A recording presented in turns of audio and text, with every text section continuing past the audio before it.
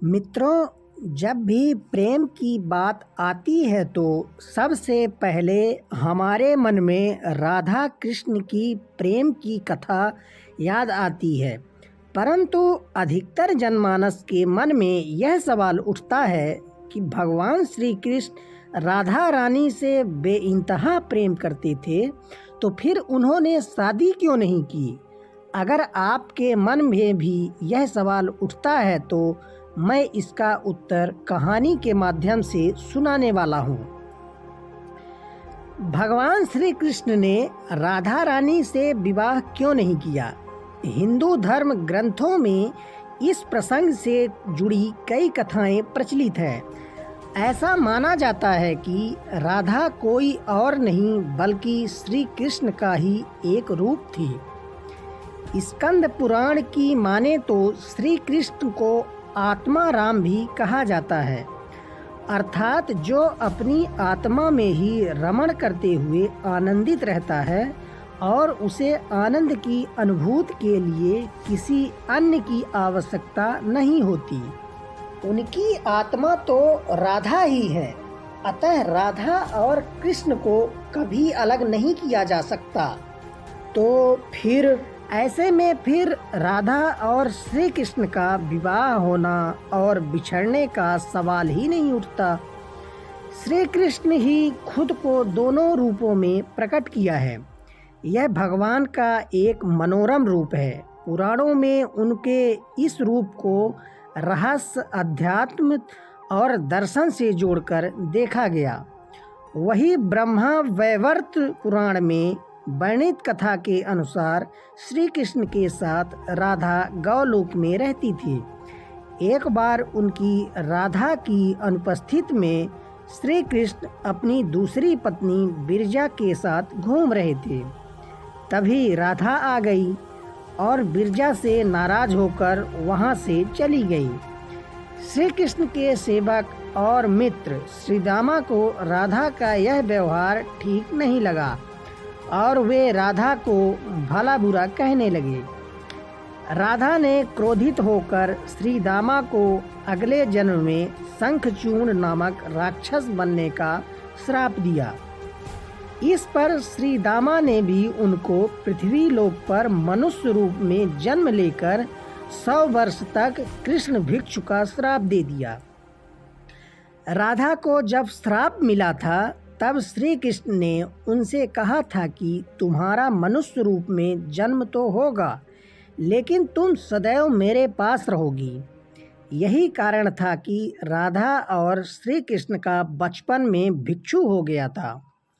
जबकि रामचरितमानस की बालकांड के अनुसार एक बार विष्णु जी ने नारद जी के साथ छल किया था। उन्हें खुद का स्वरूप देने की बजाय बानर का स्वरूप दे दिया था। इस कारण लक्ष्मी जी के स्वयंवर में हंसी का पात्र बन गए थे और उनके मन में लक्ष्मी जी से विवाह करने की अभिलाषा ही रह गई थी। नारद जी को जब इस छल का पता चला तब वह क्रोधित होकर बैकुंठ धाम पहुँचे और भगवान को बहुत भला बुरा कहा और उन्हें पत्नी वियोग का श्राप दे दिया। नारद जी के श्राप की वजह से रामा अवतार में भगवान रामचंद्र जी की सीता का वियोग सहना पड़ा था और कृष्ण अवतार में देवी राधा का। इसके अलावा एक अन्य पौराणिक कथा के अनुसार श्री राधा कृष्ण से 5 वर्ष बड़ी थी। राधा ने श्री कृष्ण को पहली बार तब देखा था जब उनकी माँ यशोदा ने उन्हें ओखला से बांध दिया था। कुछ लोग कहते हैं कि वह पहली बार गोकुल अपने पिता वृषभान जी के साथ आई थी, तब श्री कृष्ण को पहली बार देखा था। जबकि कुछ विद्वानों की माने तो कृष्ण और राधा की पहली मुलाकात संकेत तीर्थ पर हुई थी। जो भी हो, लेकिन जब राधा ने कृष्ण को देखा तो वह उनके प्रेम में पागल जैसी हो गई थी और कृष्ण भी उन्हें देखकर मोहित हो गए थे और फिर दोनों में प्रेम हो गया।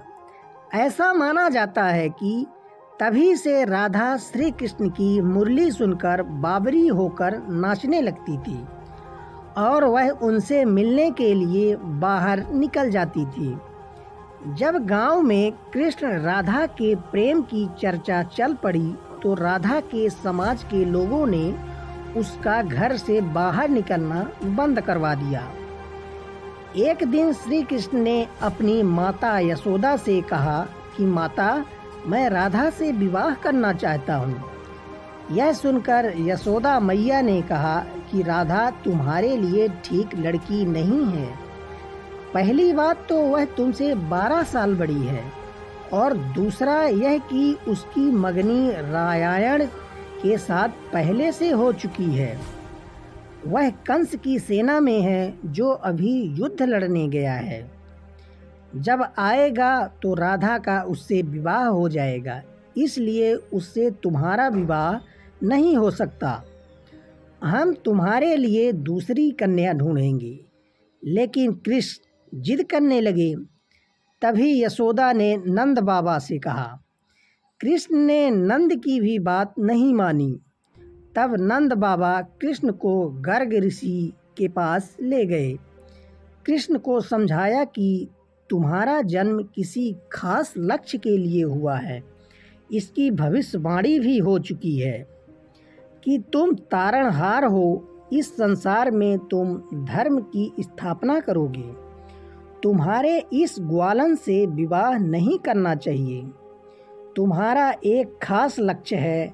तब श्री कृष्ण कहते हैं कि मुझे नहीं बनना तारणहार। मैं तो अपनी गायों और ग्वालिनियों और इन नदियों पहाड़ों के बीच रहकर प्रसन्न हो गया हूँ। और यदि मुझे धर्म की स्थापना करनी है तो क्या मैं इस अधर्म के साथ शुरुआत करूं कि जो मुझसे चाहती है और मैं जिसे प्रेम करता हूं उसे छोड़ दूं? यह तो न्याय नहीं है। गर्ग मुनि हर तरह से समझाते हैं लेकिन कृष्ण नहीं समझते। तब गर्ग मुनि उन्हें एकांत में ले जाकर एक ऐसा रहस्य बता देते हैं कि तुम यशोदा और नंद के पुत्र नहीं बल्कि देवकी और वसुदेव के पुत्र हो और तुम्हारे माता पिता को कंस ने कारागार में डाल रखा है। यह सुनकर श्री कृष्ण कुछ भी कहने की स्थिति में नहीं रहे और फिर उन्होंने कहा, कृपया मेरे बारे में कुछ और बताइए।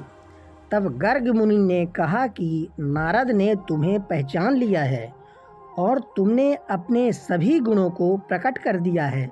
तुम्हारे जो लक्षण इस ओर संकेत करते हैं कि तुम ही वह महापुरुष हो जिसके बारे में ऋषि मुनि चर्चा करते हुए आ रहे हैं। यह सुनकर श्री कृष्ण चुपचाप उठे और गोवर्धन पर्वत की सबसे ऊंची चोटी पर जाकर अकेले आकाश को देखने लगे। बस वह दिन भर रहे और सूर्यास्त के समय ज्ञान को उपलब्ध हो गए। वहीं से उनकी दशा और दिशा बदल गई। फिर उसके बाद श्री कृष्ण कंस के बुलावे पर वृंदावन छोड़कर मथुरा चले गए और इधर राधा का विवाह यशोदा के भाई प्रवीण से हो गया। मित्रों, इसलिए भगवान श्री कृष्ण ने कहा कि राधा तो मेरी आत्मा है। भले ही मैं उससे विवाह करूं या ना करूं, इससे क्या फर्क पड़ता है। विवाह के बाद भी राधा का ना तो मेरे प्रति स्नेह कम हुआ है और ना ही मेरा राधा के प्रति। इसलिए मित्रों, अगर आप भी किसी से प्रेम करते हैं और आपकी उससे शादी नहीं होती तो निराश ना हो, बल्कि उसके प्रेम को अपने मन में हमेशा के लिए याद रखें, जैसा कि श्री कृष्ण ने किया था। तो मित्रों, उम्मीद करता हूँ कि आपको श्री कृष्ण और राधा की यह प्रेम कथा पसंद आई होगी। राधे राधे, अरे राधे राधे, जा पोचा ले आएंगे बिहारी। राधे राधे, जय श्री कृष्णा।